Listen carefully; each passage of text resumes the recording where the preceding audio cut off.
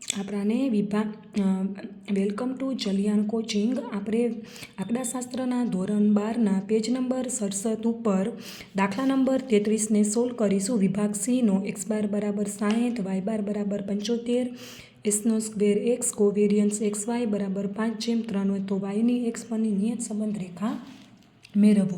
હવે બી બરાબર સૂત્ર લેશું આપણે કોવેરિયન્સ XY છેદમાં એસનો સ્ક્વેર એક્સ. વિદ્યાર્થી મિત્રો, ધોરણ 12માં ભણતા ઘણા વિદ્યાર્થીઓને સહસંબંધાંક આર અને નિયત સંબંધાંક બીના સૂત્રમાં ઘણી વખત પ્રશ્નમાં ઘણી વખત કન્ફ્યુઝન થઈ જાય છે. તો નિયત સંબંધાંકના સૂત્રમાં યાદ રાખવાનું હંમેશા નીચે વિચલન આવે અને સહસંબંધાંકના સૂત્રમાં હંમેશા યાદ રાખવાનું પ્રમાણિત વિચલન આવે. હવે ધોરણ 12ની બોર્ડની એક્ઝામ નજીક જ છે, એટલે વિદ્યાર્થી મિત્રોને મારી એક ખાસ સૂચના છે કે તમે રિવિઝન કરવા બેસો છેલ્લી ઘડીનું. એના પહેલાં જ તમારે આવી રીતે સૂત્રની કમ્પેરિઝન કરી લેવાની કે ત્રીજા ચેપ્ટરનું સૂત્ર એટલે કે નિયત સંબંધાંકનું સૂત્ર અને સહસંબંધાંકનું સૂત્ર બંનેના સૂત્રો ક્યાંક ને ક્યાંક સમાન આવે છે. તો નિયત સંબંધાંકનું સૂત્ર અને સહસંબંધાંકના સૂત્ર જ્યાં સમાન આવે, જ્યાં કન્ફ્યુઝન થાય ત્યાં આવી રીતે બાજુમાં લખી લેવાનું.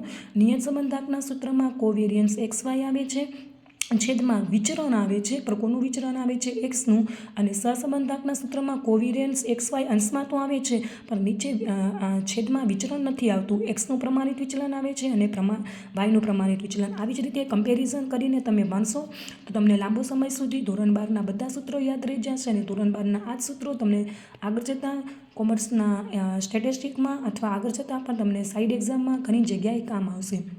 હવે આપણાને ઉપરની રકમમાં એસનો સ્ક્વેર એક્સ જેમ કોવેરિયન્સ XY આપેલ હતા, એટલે એસનો સ્ક્વેર એક્સ પહેલાં આપેલા હતા અને કોવેરિયન્સ પાછળ આપેલા હતા. આપણે એને વેસ્ટ કરી નાખશું. કોવેરિયન્સ XY ભાગ્યા એસનો સ્ક્વેર એક્સ આપણું આ સૂત્ર છે. એટલે કોવેરિયન્સ XYની કિંમત 3 લેશું, એસના સ્ક્વેર એક્સની કિંમત આપણે 5 લેશું. 3/5 એટલે આપણને બી મળી જશે 0.6. હવે વાયની એક્સ પરની નિયત સંબંધ રેખા માટે આપણે એ એટલે અંતઃખંડ મેળવીશું. એ બરાબર y² માઇનસ બી x². y² તમને દાખલામાં રેડી આપેલ છે 75 માઇનસ બી તમને મળી ગયો છે 0.6 અને x² તમને આપેલો છે 60. તો હવે આપણે આનું સોલ્યુશન 75 માઇનસ 0.6 ગુણ્યા 60 કરશો તમને 36 જવાબ મળશે. એટલે એ બરાબર 75 માઇનસ 36 એટલે એ બરાબર 39 મળી જશે. હવે વાયની એક્સ પરની નિયત સંબંધ રેખા.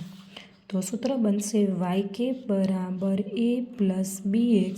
એ તમને મળી ગયું છે 39, બી મળી ગયું છે 0.6 x એટલે તમારી નિયત સંબંધ રેખા મળશે y બરાબર 39 પ્લસ 0.6 x.